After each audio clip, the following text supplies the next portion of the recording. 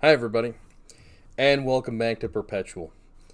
Today, I will be discussing the election results of the 2024 presidential election as they have just come in, my thoughts, and where I went wrong. I'll be honest with you guys. I got it wrong. I completely failed. I completely missed. I absolutely got cooked. I got roasted alive. I got completely and utterly destroyed on my prediction. I was off by such a enormous amount that it's unmistakable that I have completely and utterly neglected or impaired my brain in thinking that the election would be closer than it was. The polls showed that it would be, the predictions showed that it would be, the all of the statistics that you normally rely on when making an election prediction said it would be close. Said it would be, hey, Kamala has a slight favor to win. What happened? I don't know. But what I need to discuss today is what happens now. I am not the end all be all of the left wing. I don't even think that I'm that guy. I don't think I should lead really at all on this. But what we do need to discuss is what happened. This election result that is on the screen is ridiculous. This is a ridiculous election. The Democrats got obliterated. They were expected to at least take back the House, and right now, as it stands, it hasn't been officially called, but it's over. The House of Representatives it's closing in. You need 218 for a majority. They're at 216. The GOP is at 216. Now, technically, could the Democrats win everything else and take back control of the House? Sure. Is it going to happen? No. It's already been called.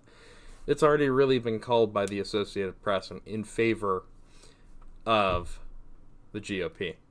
So what does this mean now? Donald Trump will be president. They will have the Senate. They will have the House. And the veritable shit show that is the Donald Trump cabinet position selections is going to be insane. I could sit here and, tell you all that it's going to be okay, but I think what we really need to do is look at these picks so far and kind of decide on our own what we think is going to happen. As you can see, most of the picks have not been picked. So let's for sure look at the ones that we have. The announced ones. The Secretary of State is going to be Marco Rubio, which is not what I expected. I did not expect Rubio to be put in that position. I for sure did not expect it to be anyone like him either. This is a return to traditional Republican talking points. He is a neocon by every kind of traditional view. He is not a MAGA Republican, really? I mean, recently, sure, but overall, no. And so that was kind of confusing to me when I first saw it. I think he is going to be terrible for the people of Palestine. I think it's going to be awful. Don't get me wrong. I think that's going to be one of the worst things that happens or could have happened to Palestine. I think that issue is now no longer something we can even really fight for. The state of Israel is going to take the West Bank and they are going to eradicate the people in it. We have no way of stopping that anymore, unfortunately. And it's just going to happen now. But Marco Rubio is not the MAGA warrior that you might expect. We are still going to defend Ukraine. We're still going to defend Taiwan. This is an anti-China, anti-Russia person. This is not the MAGA warrior that we expected to be put in that position. Oh my God. As for Pete Hegseth, this is a Fox News host who is now Secretary of Defense. This is not something that I expected either. This guy seems like he is going to be, I don't even know what he's going to do. This is a complete wild card that I don't think anybody expected for this position, at least not from what I've seen. I mean, I don't know. I really don't know what he's going to do, and I can't really say. Secretary of Defense, thankfully, that position somewhat is not. I mean, it is important, but there's more important positions than that. Like, this isn't like the worst thing that he could have been put into. Oh, okay. Homeland Security, Kristi Noem. Now, this one is going to be brutal. This is the dog killer lady, if you remember that story. She killed a dog for some reason. Anyway, Trump's immigration agenda has always been there. We always knew what he was going to do. This is not something that I was thinking that he would have differed on, and I think Kristi Noem is going to basically do whatever he tells her to do, or tells her to say, or tells her to embrace. So, yes, the immigration agenda for Homeland Security is going to be crazy, but can they get things through Congress? We will see. Lee Zeldin, EPA director. Yeah, this one's going to be rough. He's not great on the climate. I mean, no Republican really is. I don't know of one at least. But here's what I will say. He is not the worst pick for the EPA. Not even a guy that I actually expected Lee Zeldin. Originally, I thought that's who Trump's VP pick was going to be. But, obviously, that did not work out. But this guy, I mean, I don't know for sure what's going to happen with him. But there's worse picks for this position, too. This isn't like the end of the world thing. I mean, we already know that the environment is completely fucked up already. So, could he really fuck up shit that much more? There's some of it that he can. But there's some of it that's already been fucked up, and we already knew that. Elise Stefanik, ambassador to the UN, is crazy. This is an insane pick.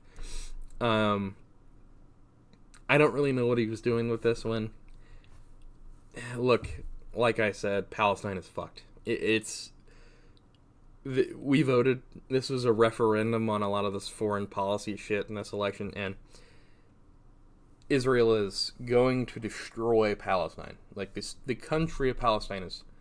I don't think it'll survive 4 years. I don't think it's got it. I think this is it for the country of Palestine. I think it will be annexed or completely destroyed beyond any repair. There's no way that this happened. I mean, this is ridiculous. Anyway, terrible pick as per usual. As I thought, John Ratcliffe. This guy, director of the CIA, by the way. He was basically, I think he was the, DNI role 4 years ago. So that's National Intelligence, the Department of National Intelligence. It's similar to the CIA, but now he has got a lot more power. He did not serve in this role for that, long. Like, this was not like a role that he was in. I think he was 20 into 2021. He was in there for a year. This is not going to be something that I don't know. This is a weird pick too.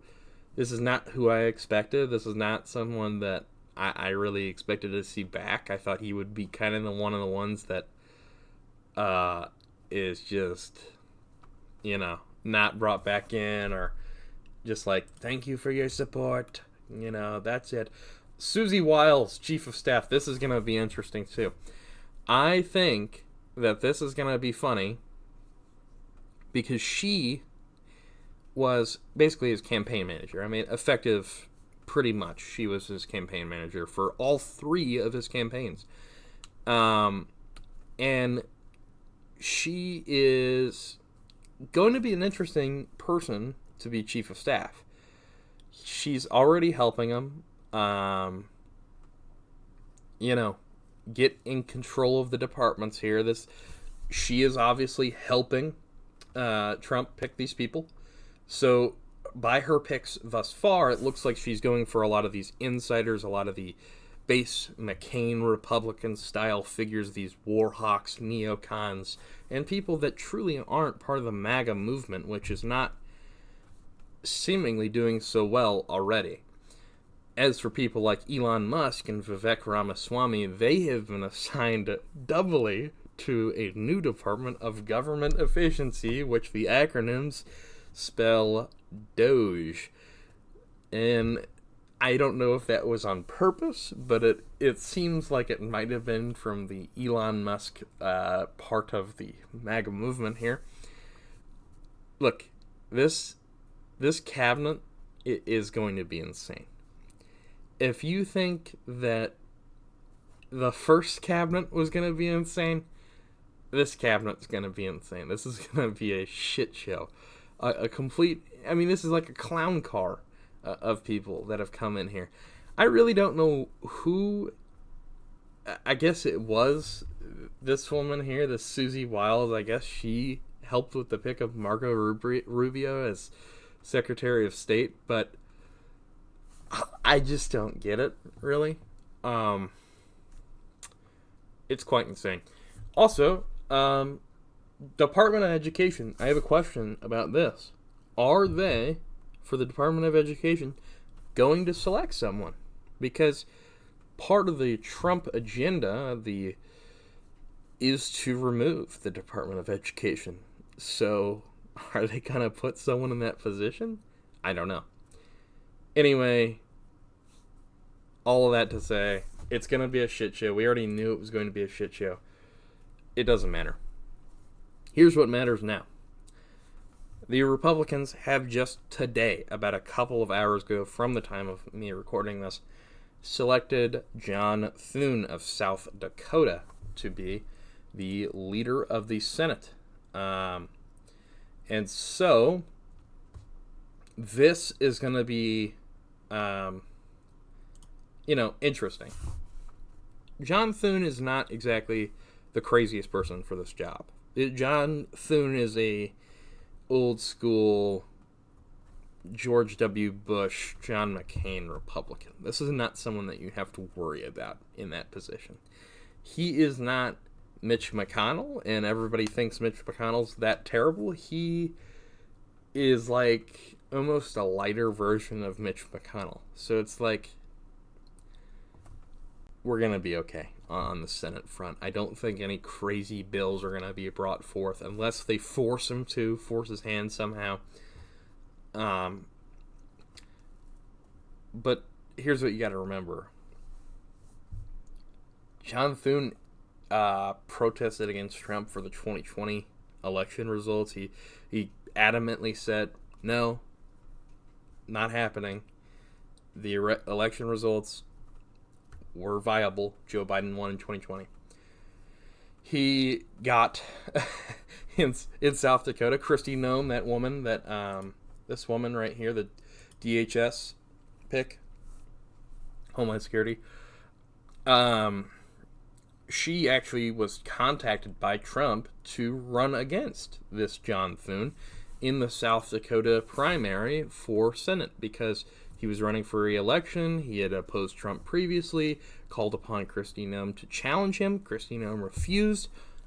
John Thune is not a Trump loyalist at all. He is now elected to be the leader of the Senate. And I don't believe that he will follow all of these Trump commandments, although he might publicly have to rub Trump's ego a little bit. It won't be that bad. As for the House of Representatives, it's going red, guys. I unfortunately see the fate of the House being decided probably by about 4 or 5 votes. I think The Republicans will probably get to maybe 220, 221. And it is, not good. Mike Johnson will continue to lead the House of Representatives, although I've heard a bunch of calls from Republicans saying, no, we need Thomas Massie in charge, Thomas Massie. I don't believe it'll happen. I don't think they will overthrow their own leadership. I think it will be Mike Johnson once again. And he is a MAGA loyalist to some degree, so I don't understand that, quite frankly, but it seems not enough, maybe. I don't really quite know. But here's what I will say. It'll be okay. Things like this happen all the time in American politics, where we get this trifecta of one party. This happened in the 80s. This happened in the 90s, actually, as well, I believe.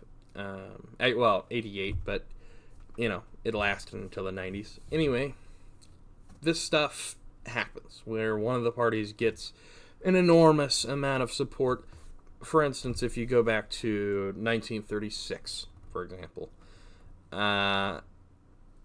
Democrats took everything, or 1928, Republicans won, huge majorities everywhere, didn't matter. 1932, FDR comes back, kicks their ass. We just got to survive 2 years. 2 years. That's it. And it'll be okay. We're going to make it through 2 years, and it's going to be fine. People are worried about the overturning of democracy, fascism, the breaking down of lines between government and religion, the destroying of the very things that we hold dear, such as the Constitution, which I have right here. It'll be okay. Those things, those guardrails are up for a reason. And the Senate and the House work very, very slowly. They are slow-moving cogs in an enormous machine that barely functions. If you think that the federal government is slow, you would be correct. And if you think that the federal government works too fast, you think akin to our founding fathers who have put up the very system that keeps American democracy from falling by the wayside every 4 years. Our people will continue, and will continue to do so as they always have done, fight against inequality, fight against things that oppose freedom, fight against the things that would happen to destroy our Constitution. But it's not going to happen. We're going to be okay. We always fight back. Every single time. Trump was already president for 4 years. And in those 4 years, we all saw what a disaster it was. But what happened in 2020? Joe Biden won. Joe Biden is not a likable candidate, guys. He's not. He's just not. This is an old man who has been saying the same things the Democrats have been saying since the 80s. This is not a person that should be inspiring to all. Yet he was. He won in 2020. He wasn't a left-wing candidate. He was a center candidate, or even center-right candidate, especially if you're talking about foreign policy. He wasn't staunch on any convictions, yet he won. In 4 years, the Republicans destroyed America so much that they lost to Joe Biden. Imagine what's going to happen this time. And in 2026, when Democrats run it up in the Senate and run it up in the House of Representatives, things will change once more.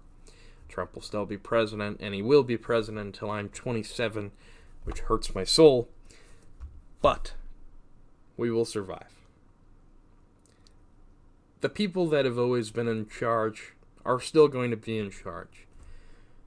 The people that think that the MAGA movement is so large that how will we ever come back from this? He only won 50.2% of the vote, which is good for him, but really not a landslide. There's so many people think this election was a landslide. There's no way Democrats will ever come back. They have another thing coming. Let them think that. Let them believe that. Let them understand that the left wing is not... Let them think that. Let them think that we're weak. Let them think that we will never come back to power. Let them think that. But I promise you the day comes. I remember that when I was a kid, a young senator from the very state I live in ran for president. Now, this was after years of being at war with Iraq and being involved in Middle Eastern conflict under the Bush-Cheney administration. George W. Bush and Cheney, who were this very far right-wing administration. Yet, in 2008, a young man, a young senator from my state, the state of Illinois, rose to power, his name being Barack Hussein Obama.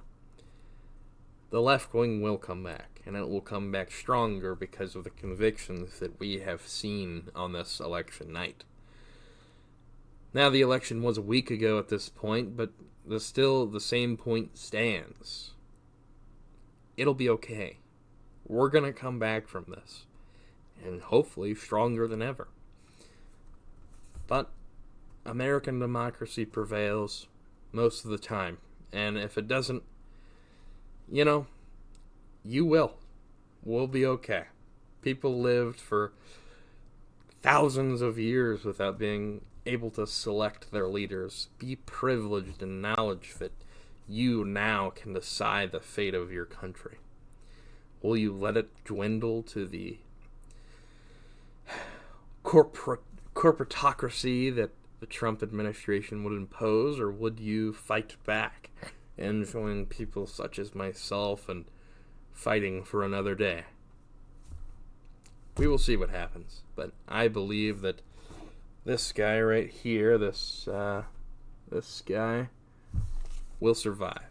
I think he'll be okay, and I think that we will come back to him if we lose sight of him one day.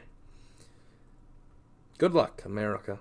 I was wrong in my election, predictions, but I'm not wrong in the spirit of America, and I know that our people will suffer but bounce back. It happens. Good luck, and goodbye.